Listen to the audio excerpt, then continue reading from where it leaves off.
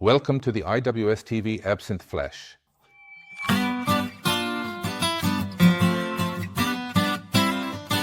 There are indeed wonderful stories from the past surrounding absinthe.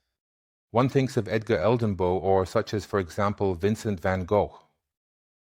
Vincent van Gogh, in a fit of absinthe intoxication, well, that's how it's said or how it's been passed down.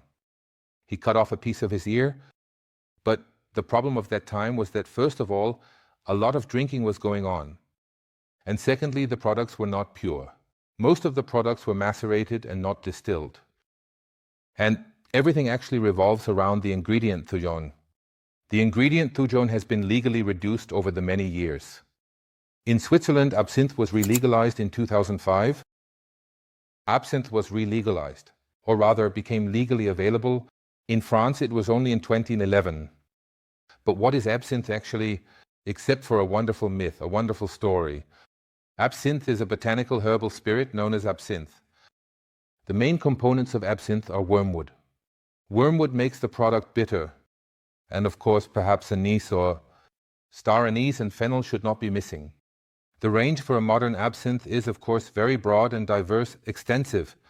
Come from using everything from the different botanicals to the various herbs, but classic absinthe is always wormwood, anise or star anise and fennel. Absinthe is also often known as the green fairy because it is green in color. But now there is a black absinthe and now there is a red absinthe, but classic absinthe always has a slight greenish hue. How does greenish hue get into absinthe besides coloring? How does that greenish hue actually get into the absinthe? Simply put, when absinthe is macerated, that means the botanicals are steeped in alcohol. Then the bitterness from the wormwood is very, very high. That can become extremely bitter.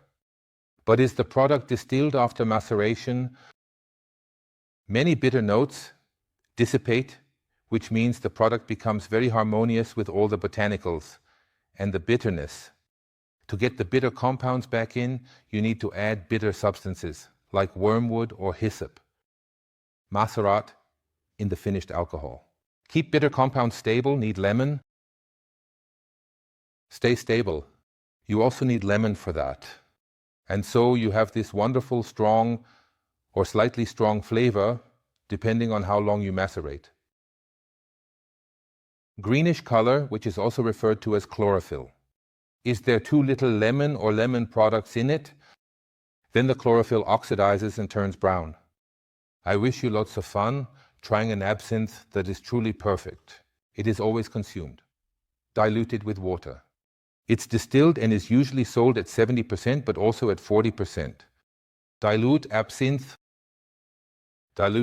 with water and enjoy it sip by sip.